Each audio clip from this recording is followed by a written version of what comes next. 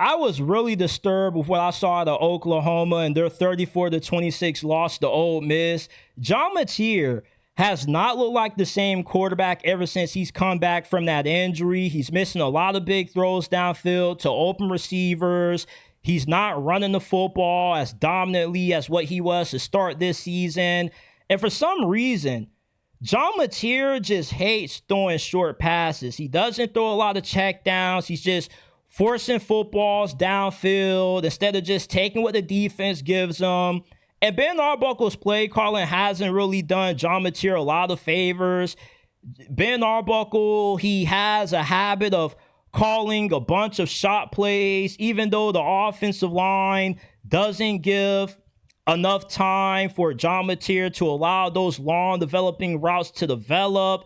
The ground game, they don't like to commit to it as much as what they should. I'm still trying to figure out what's happened to Jaden Naught, because Jaden Naught was supposed to be one of the biggest pickups that Oklahoma got out of the transfer portal, and yet he's been completely MIA. And you don't go from being one of the better running backs in all of college football to being one of the worst running backs on your team overnight. So I don't know if Jaden Naught is injured. An Oklahoma fan has to give me an update with Jaden Naught, man, because I'm trying to figure out where he's been all season long and why he hasn't been more involved in this offense. Because Oklahoma's inability to play complementary football has not just hurt this offense with how inefficient it's been, but it also has been a disadvantage to Brent Venables' defense. And Lane Kiffin absolutely worked Brent Venables in this game. This was a masterclass in play calling that Lane Kiffin put on display. Oklahoma had no answers for Ole Miss and what Trinidad Chanlis and what they were able to do on the offense side of football. And if it wasn't for the bad sequence of play calling that Lane Kiffin had in the red zone when he was trying to get a little bit too smart with the two quarterback system and he had to settle for a field goal. Then on the 4th and 1 try, he ends up going with a direct snap to the running back instead of just going with the tush push.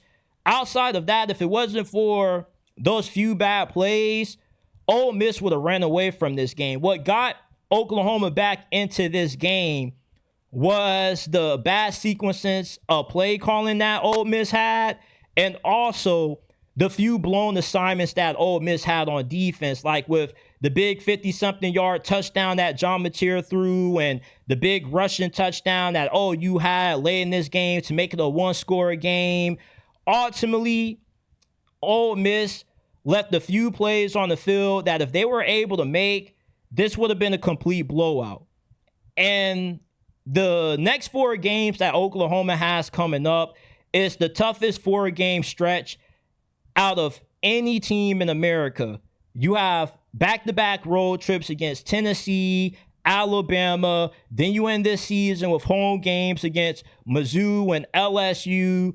I can see Oklahoma finishing this season 8-4, 7-5, which would be a major disappointment because this is a team that has the capability of being able to make it to the playoffs. And the defense isn't a problem. The offense being inefficient is what's holding back Oklahoma. Now, the offense is a lot better than what it was last year. Last year, your offense was struggling just to get to 20 points. But the magic number for Oklahoma is 24-27. If you can put 24, 27 points on Oklahoma's defense, then you put their offense in a bind. This is not an offense that has the ability to methodically move up and down the field. They get their points in burst. If they're not able to get a big play downfield to a receiver and you force them to have to just take what the defense gives them, for some reason this offense just gets all out of whack. And I thought that Oklahoma this year was going to have one of the best offenses in the SEC because I was expecting better quarterback play out of John Mateer.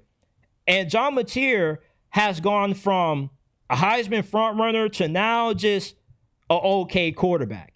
And okay quarterback play in the SEC doesn't really win you a lot of games. At best, you get 6-7 wins. You need above average or better quarterback play to compete in this conference. And Oklahoma hasn't gotten that out of John Mateer. And I believe that Oklahoma rushed John Mateer back from his injury. They rushed him because they panicked too much with Michael Hawkins.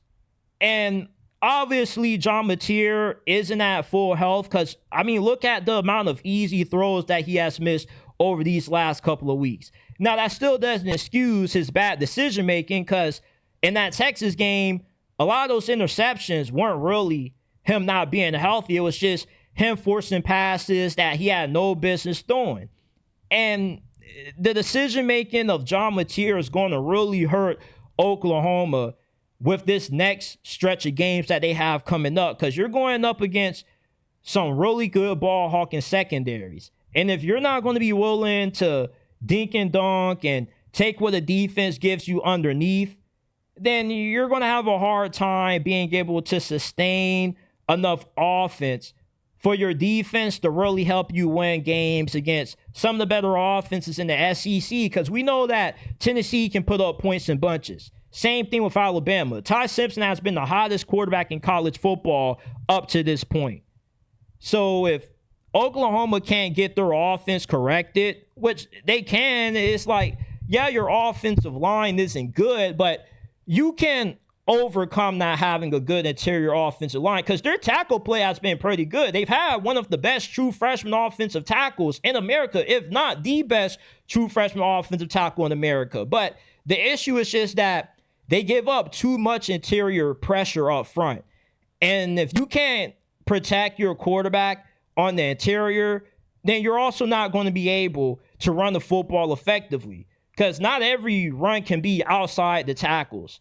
You got to be able to run the football up the middle on a 3rd and 1. You got to be able to run the football up the gut when you get into the red zone. And the red zone offense of Oklahoma hasn't been that good either. It's just Oklahoma is still too overly reliant on their defense to win games. And we know Brent Venables is a defensive-minded coach, so we expect this to be the best area of the team.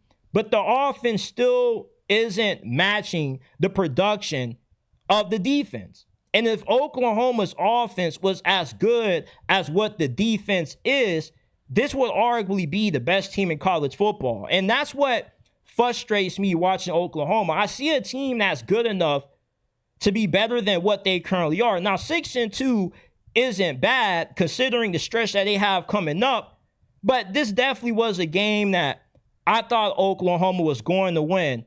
And unfortunately, they just got outplayed. They got outcoached. And this game was a lot more one-sided and Ole Miss favor than what the final score may indicate. Because if it wasn't for a few broken plays, the big run they got in the end, Ole Miss would have ran away with this game. And they did it in Norman. As a matter of fact, the home field advantage didn't really have any effect at all on Ole Miss.